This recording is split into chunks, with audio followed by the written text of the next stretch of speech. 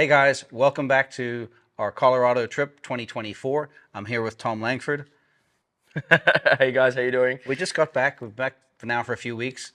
It was a great trip, and we want to get into where we left off before. We were at the Grand Mesa, Yep. and we're having a lot of fun down there. That's south of the 70 there in Colorado. Spectacular area, lots of different lakes around there. So we spent 2 nights there, I think it was. Next morning we woke up, we packed up, and one of the things that you learn on a trip like this is when you are packing, each day gets a little easier at packing because you learn the idiosyncrasies of how to pack for that vehicle. You learn what's going to fit where and the fastest and quickest ways of putting things away. So we left there and we headed north, and we got to, what was the name of that little town? Yes, we left Grand Mesa and headed up towards Newcastle, Colorado. And unfortunately, this was the part of the trip where we had to say goodbye to one of the customers, Mesa. Needless to say, we said goodbye to him.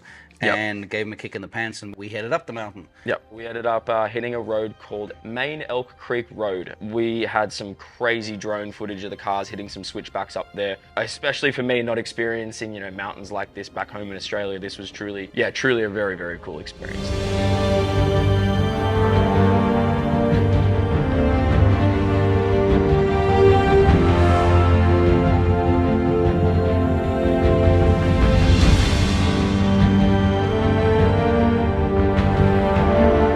We were getting up around 11,000 feet, quite some height to get up to. We do take little oxygen cans for folks that might struggle at altitude. I don't know if Tommy had to have a couple of puffs of that. I don't think I did. But after that, we ended up hitting a bit of a detour, and that was a really, really cool experience. We got to finally, kind of dip our feet in with a little bit of the four-wheel drive capabilities of the vehicles. First thing is we sent Stephen down on his Gladiator. All gung-ho Stephen. Yep. Just sending it, not really checking what's in front of him, just with Evan in the passenger seat going, just go for it, Steve, just go. No, it's all about everybody acting as a team and getting everybody down nice and safely without damaging a vehicle. Keep in mind, we didn't just have Gladiators that are built on 40s with us. Frank was in his FJ Cruiser, Robert and Jesse driving 2500. So these are big trucks and also lower clearance than a Gladiator on 40s like an FJ Cruiser.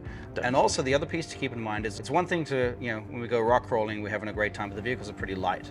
When you're talking about a vehicle that is fully loaded, we've got 11 gallons of water just in the water tank on this. Everybody's got awnings and rooftop tents and all of the heavy stuff. You're carrying a lot of equipment, and you can really feel it when the vehicles are going down some of these obstacles. There's a lot more movement, a lot more body roll. You take into account lower clearances of some of them, such as, as Frank's vehicle with the FJ. The other thing is, because you're so remote, you want to make sure that you don't break a tire rod or anything else, because that can really put a damper in things. In fact, going back a year before that, when we were doing the Continental Divide and Frank was with us on that, next thing we hear this tick, tick, tick, tick, tick, tick, tick on this wheel, and we're thinking, oh man, try and find parts is going to be, it'll take a few days. Jacked the thing up, we pulled off the wheel, and come to find out it's just some rocks jammed inside of this brake. Got those out with a screwdriver and kept going. But the goal is, of course, to make sure that everything is getting through. So we get down to the bottom of that, and that was good fun getting everybody down.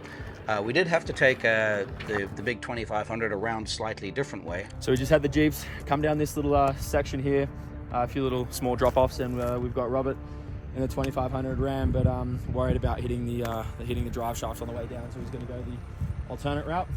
Looks like Jesse's driving, and they're just going to come down this steep section just here as a little bit of off camber.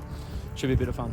What would you call that route? I wouldn't even call it the easier route. I don't even know. It was just less rocky and where we could come down straight as opposed to being off camber. I think at this point they did have a snap sway bar as well, so they weren't running a rear sway bar, so there's a little bit more body roll. But Jesse ended up taking the wheel for that one and bond spotting them the whole way down, and they nailed it. Came all the way down to the bottom of this section. I don't know the name of it off by heart. And then started climbing up to the other side to get to... We got to a section of this trail which was really more Rubicon-esque along the way. There were some lots of rocks which were challenging to a point, but really depends on what you're driving. On one of these things, occasionally you chuck on the locker and away you go. But on like the FJ Cruiser, is a smaller wheelbase, it's going to behave differently. And it was very heavy. And the other thing, which is really scary on the Ram truck, is that the drive shaft hangs so low. That was one of the big things that Robert was, a little bit worried about on that. especially on that trail, is because it does hang so low and there's a lot of sharp, jagged rocks, and you just didn't want to hit that. You know, you hit that, we're in the middle of nowhere. That's a real recipe for disaster, and it would not be fun trying to get that vehicle out of there or even try and repair it on that trail. Yeah, trying to tow that thing and just front wheel drive, that would have been a challenge. So we didn't want to do that, and we took our time. It's something I highly recommend everybody does, those types of trails, because they're so scenic and it gives you a little bit of challenge. The one thing I'd like to say is, it's very important to have everybody have a chance to drive, especially in these different conditions. Now, what these guys were doing in my other Gladiator was just switching off each day. My wife said, hey, let's get our other son inside of here, Tanner, and let him drive this one, because, it's good to get the experience wheeling on the rocks. And man, it was a good time. It was like a kid in a candy store that day. I was like a kid in a candy store. I love it when there's a little bit of challenge, a little bit to a lot of challenge. That's my area that I like to play in. It was great. Everyone had a fantastic time. It was. And, we were bouncing off the radio to each other, even Bond and I at a certain point. They're just going, I bet you're having fun, aren't you? And we're just sort of sitting there like, yep.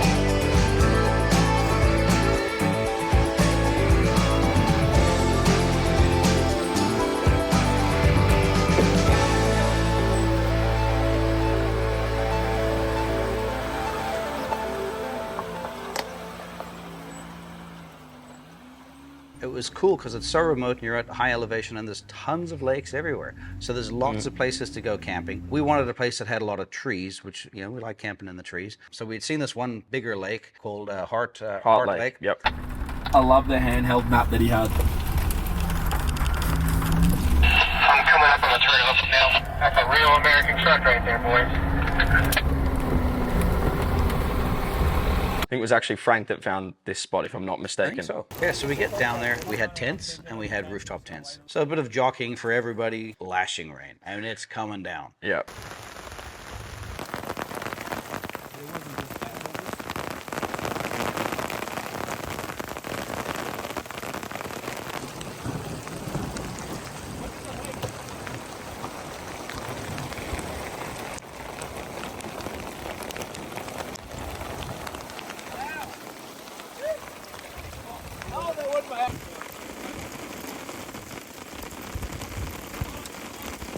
So luckily, Frank has a giant, is it a 270 awning that he has on that thing? It's a 270 with an extension, so it's a huge big awning. Yeah. What do you do when it's raining? You can't really set up.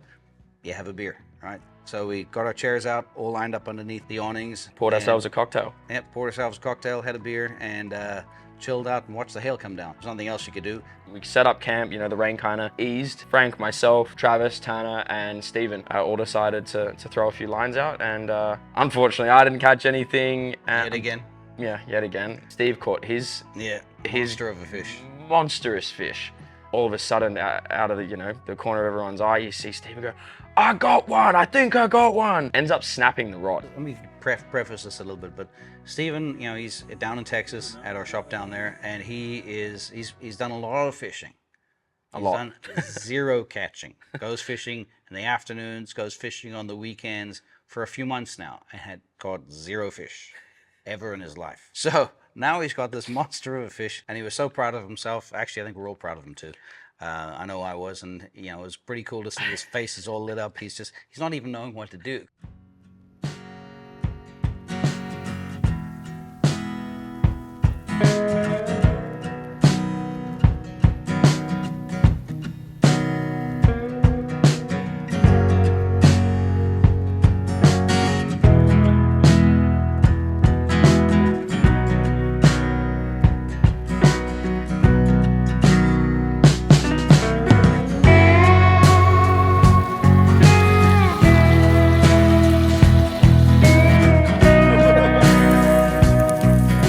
Just about everybody gets up early on these trips, and usually you're out there fishing early in the morning. It's so cool to see the whole group acting in such a cohesive manner. You know, people getting up, making coffee, people are off fishing, etc. People gone for hikes.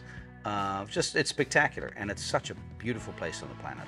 The goal behind this trip again was to be out there, have fun, be remote, and to act very cohesively as a group, and honestly not be rushed about anything. That's why we spent 3 days there. And it was spectacular just doing all of that. So yeah, it was going to be our last night. We had a fantastic meal. Again, the camaraderie is really what makes these types of trips so much fun and just work, because everybody is helping everybody whenever they need it. So that's pretty key. It was. And then, yeah, up the next day, we're all just chilling around the camp, and in the distance we hear what sounds like a helicopter or a plane coming over, and surely enough it was one of the military helicopters doing some exercises. I guess they were just flying around. They did a couple of circles around our camp. So yeah, it was really cool to see those guys land right down in the middle and then take off again. We kind of waved to them and got some really cool video of it. I think everyone was a bit reluctant to leave. I will say that the least. We were all peeled out of camp, and then where did we head to after that? It was a bit of a drive.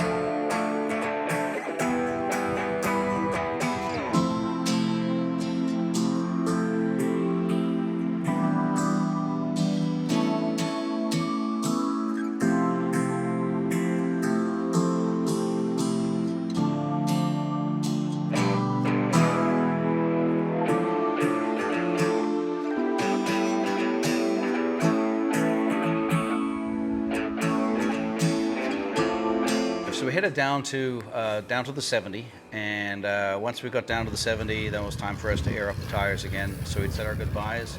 Everyone kind of split off in their own directions there as well. You know, everyone kind of just, the group of 1, 2, 5, 6 of us, just everyone went their own way. I want to say thank you to everybody for joining us. Fantastic group. You know, as per always, we really love doing this stuff with you guys, and looking forward to putting together some other runs for next year as well. So thanks, guys. Here's a wrap for Colorado 2024. Woo.